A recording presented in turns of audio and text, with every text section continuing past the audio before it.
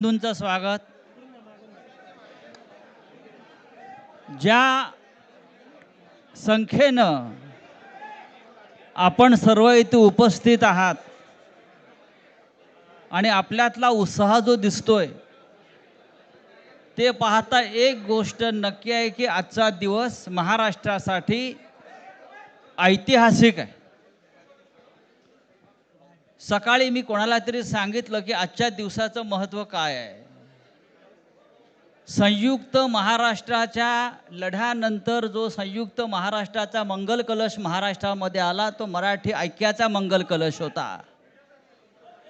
आणि आज पुन्हा एकदा हा मराठी ऐक्याचा मंगल कलश घेऊन सन्माननीय उद्धव ठाकरे आणि सन्माननीय राज ठाकरे आपल्या समोर आलेले आहेत. तोच आनंदाचा क्षण आज महाराष्ट्राच्या जीवनामध्ये आलेला आहे. मी अजिबात यापुढे काही बोलणार नाही. हाच मंगल कलश मुंबईसह अनेक महानगरपालिकांमध्ये विजयी भगवा ध्वज फडकवल्याशिवाय राहणार नाही. आणि या महाराष्ट्राला फक्त ठाकरेच नेतृत्व देऊ शकतात आणि महाराष्ट्र ठाकरेंच्याच मागे जाईल हे सांगणारी आजची पत्रकार परिषद आणि आजचा दिवस आहे. मी यापुढला सूत्र ही माननीय उद्धव ठाकरे व माननीय राज ठाकरे यांच्याकडे देतो.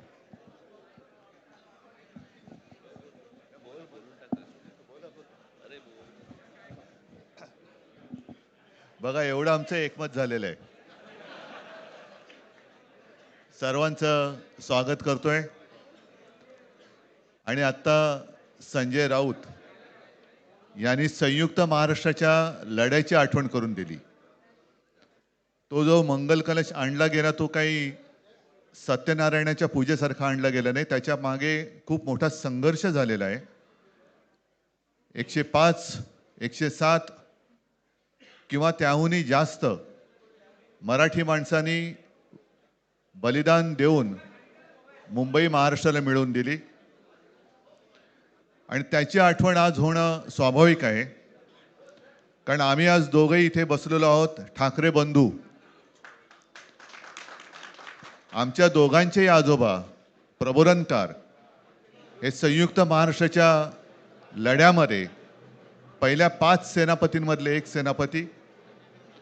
त्यांच्यासोबत माझे वडील म्हणजे शिवसेना प्रमुख हिंदू हृदय सम्राट बाळासाहेब ठाकरे, राजचे वडील म्हणजे माझे काका श्रीकांतजी ठाकरे, म्हणजे अख्खं ठाकरे घराणं त्यावेळेला मुंबईसाठी संघर्ष करत होता.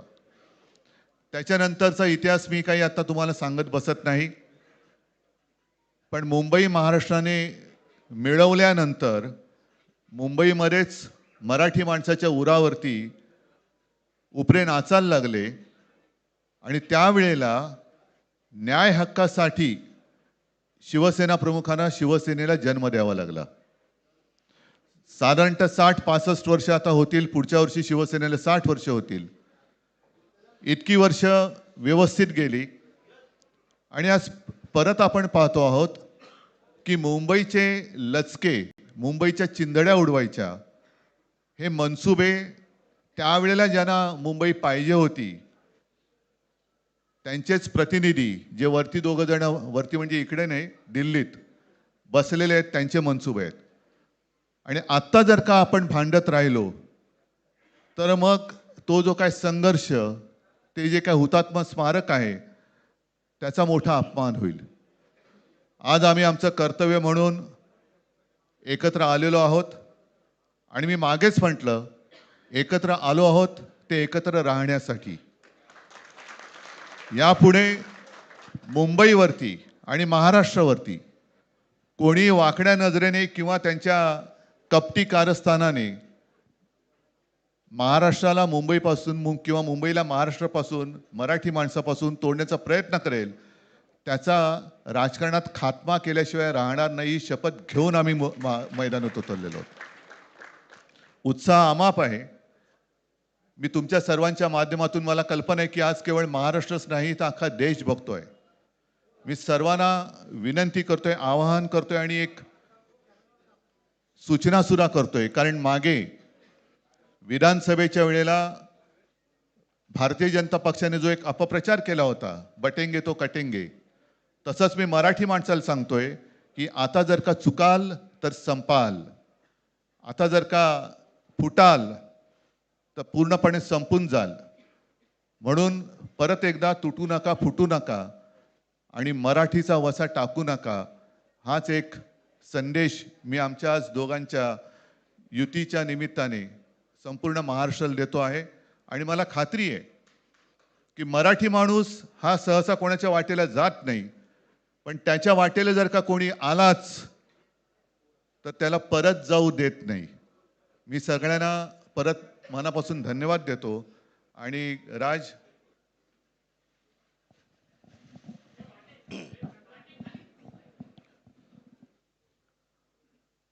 आपणा सर्वांचं मी मनपूर्वक स्वागत करतो.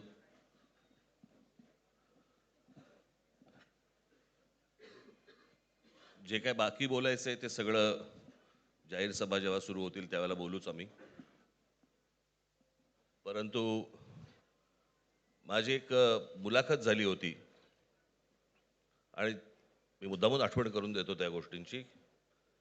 आणि त्या मुलाखतीमध्ये मी असं म्हटलं होतं की कुठल्याही वादापेक्षा आणि भांडणापेक्षा महाराष्ट्र मोठा आहे. आणि मला असं वाटतं तिथून त्या आज आम्ही एकत्र येण्याची सुरुवात त्या वाक्यापासून झाली.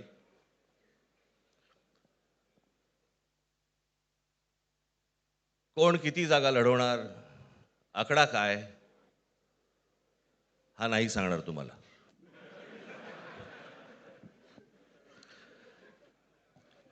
महाराष्ट्रामध्ये सध्या लहान मुलं पळवण्याची खूप टोळ्या फिरतायत. त्याच्यामध्ये 2 टोळ्या अजून जास्ती ॲड झालेल्या आहेत. ते राजकीय पक्षांमधली मुलं पळवतात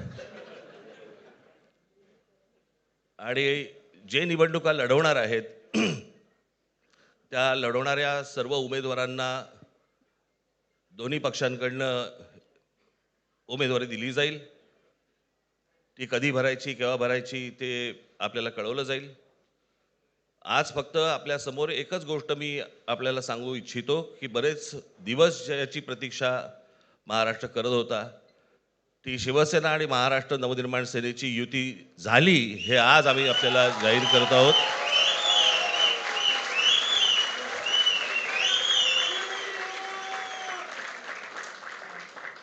धन्यवाद.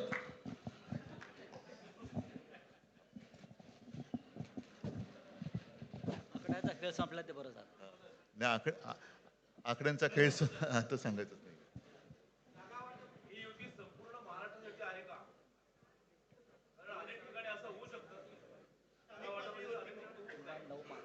अजून अजून बाकीच्या महापालिकांमध्ये सुद्धा कालपर्यंत युती झालेली, जशी नाशिकमध्ये झालेली आहे, बाकीच्या ज्या महापालिका आहेत त्यांची सुद्धा त्यांच्या तिथल्याही युतीवरती आज उद्याच शिक्कामोर्तब होईल.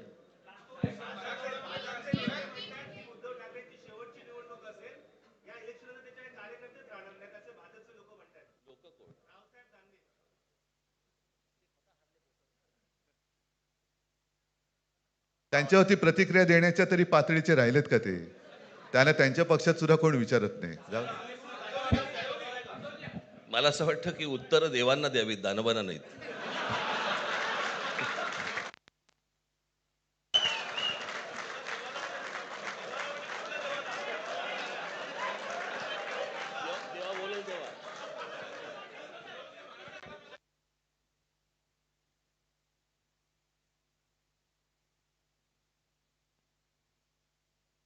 मुंबईचा महापौर मराठीच होणार आणि तो आमचाच होणार.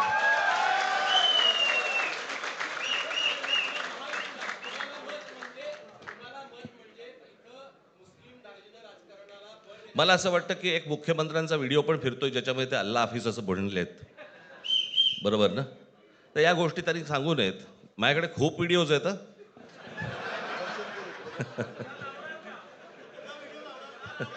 काय ते काय बोलतात त्याच्यावरती माझे व्हिडिओ तयार असतील.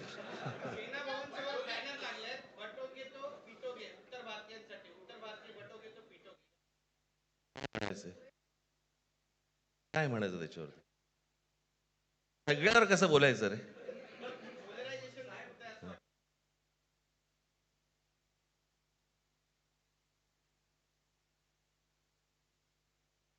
मला असं वाटतं आज मुंबईचं मी तुमच्यासमोर आम्ही जाहीर करत आहोत आणि बाकीच्या जशा अशा होतील तशा तुम्हाला कळवलं जातील.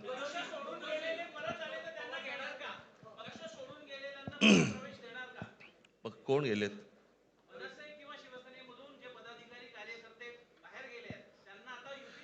येऊ तर देत पहिलं. हे जरतर वरतीच खूप असतं सगळं.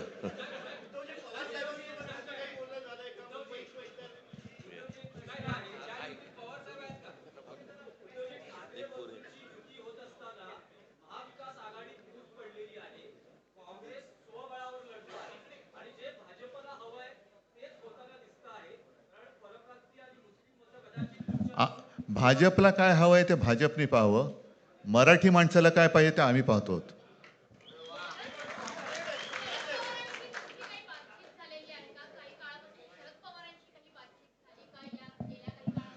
चर्चा सुरू आहे. चर्चा सुरू आहे. बघू त्यांच्यात.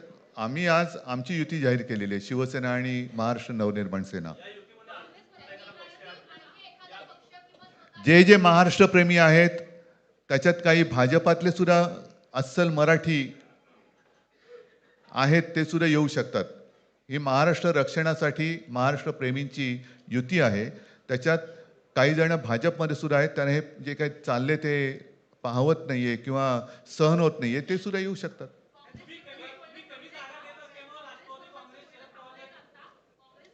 काँग्रेसने जर जाहीर केलं ना, हो मग आता म्हणजे आणखीन काय बोलायचं? तोडलं का तोडलं का?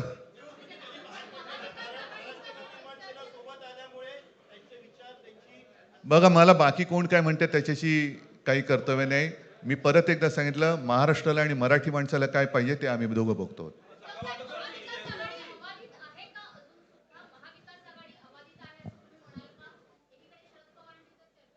सगळे पक्ष बाहेर पडून आघाडी अबाधित आहे.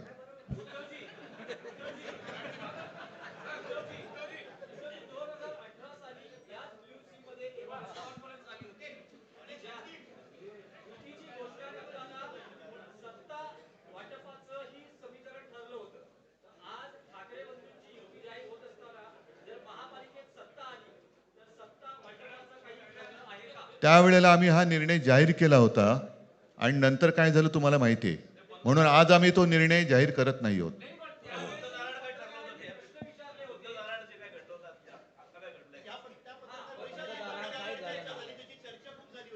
आता आमचं दोघांचंच घर आहे ना, दार बंद कशाला करायचं? ठीक आहे, चला. मला असं वाटतं बाकीच्या प्रश्न आता काही तसं काही नाहीये. निवडणुकीपूर्वी अरे झालेलं आहे ना जागा वाटप. माझी निघताना फक्त एकच छोटी विनंती आहे. ज्यांचं मुंबईवरती, महाराष्ट्रावरती, मराठी माणसावरती प्रेम आहे, अशा सर्व माझ्या पत्रकार बांधवांना, भगिनींना माझी विनंती आहे की आमच्या पाठीमागे उभे राहा. धन्यवाद.